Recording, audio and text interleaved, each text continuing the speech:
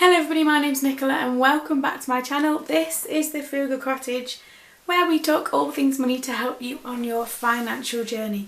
Today's video is another cash envelope stuffing video as it's another week over.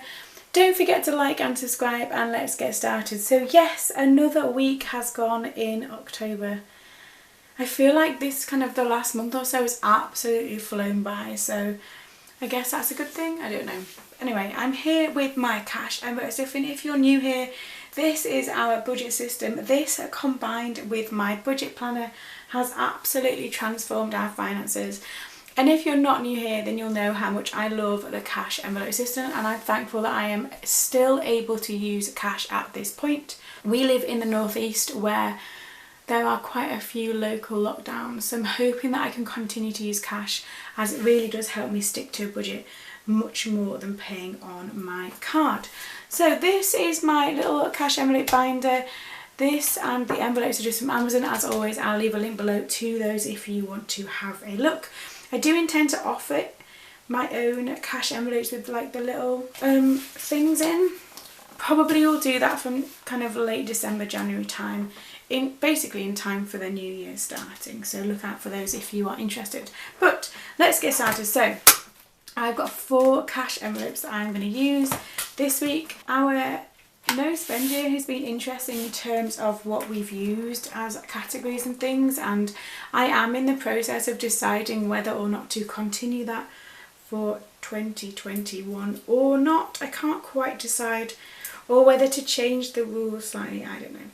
I'll have a bit of a reflection video about that in December and then I'll have made the decision by then, but for now they are sticking with the 4 categories. So the 4 categories I have: food, petrol, miscellaneous and children, and all of them are empty. The children's envelope is the only one that's left with any money in it, and it's £20 because I've not touched their budget this week, so that's still left in there.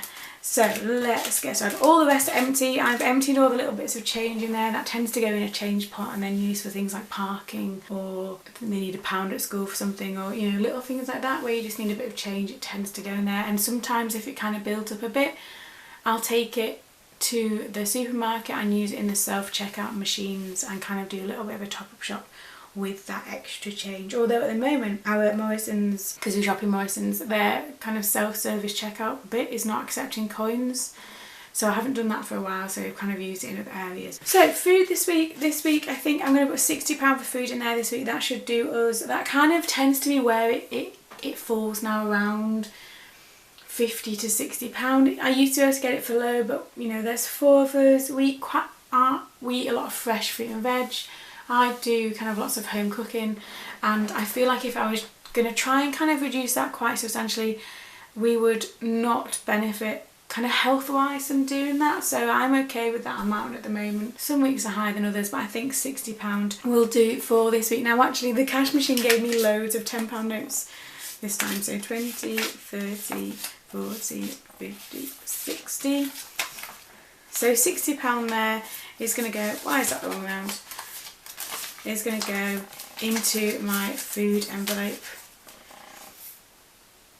So that should do us as a family of 4. Like I said, used to be able to get it lower, but it just, I don't want to kind of not get stuff so that I stay lower in the budget, if that makes sense. For now I feel like £60 a week, £70 a week is okay for the 4 of us.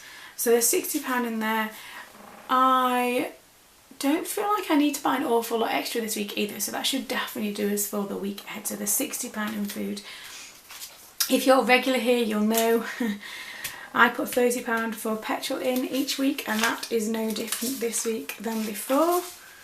So £30 goes into the petrol envelope. We're a 1-car family and £30 does us with petrol. However, it is car tax month this month, but that comes out of a different kind of pot. There we go. So £30 goes into petrol, and again, you know, that does us fine. In fact, we never really kind of get past like a quarter full, so like it doesn't go below a quarter in the tank, so £30 does us for now.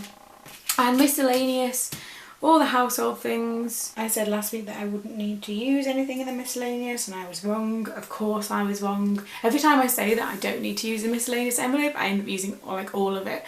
So I should know from doing that I should never say I don't think I need to spend anything from this envelope this week, because I always do. Always, always, always. So again, as always, I'm going to put £20 in here. This is things like cat food, household stuff, really like uninteresting, boring things, but things that are essential to our household. So £20 goes in there for the week ahead.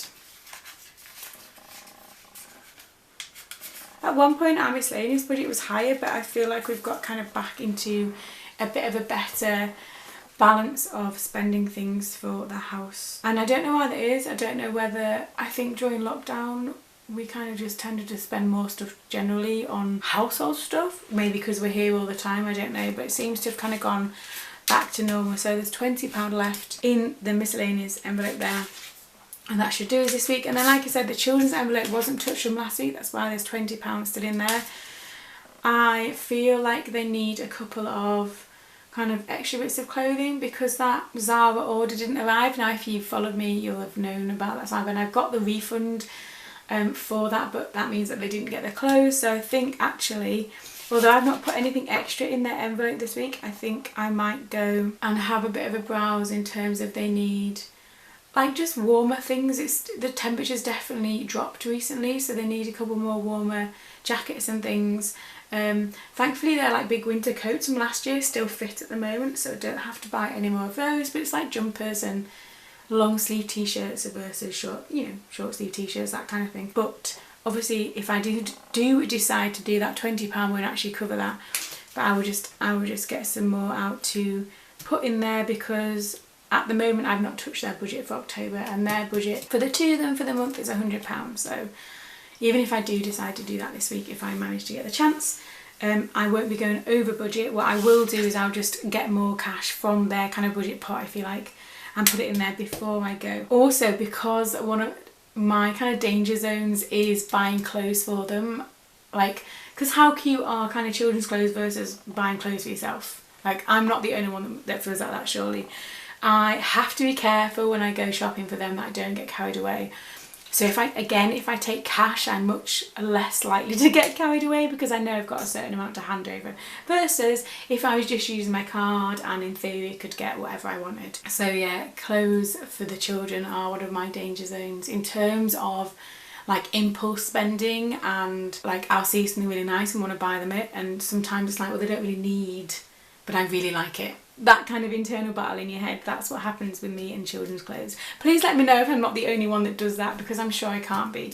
So to go over that, there's £20 in the children's envelope, £20 in the miscellaneous envelope, £30 in the petrol envelope, and £60 in the food envelope, and they all live in my trusty planner binder thing, which is there. So are you using cash? How's it going? Let me know in the comments below. I love using cash envelopes. I wish I'd done this like 10 years ago. Or are you kind of sticking with card? Does that feel safer where you are at the moment? Let me know in the comments below.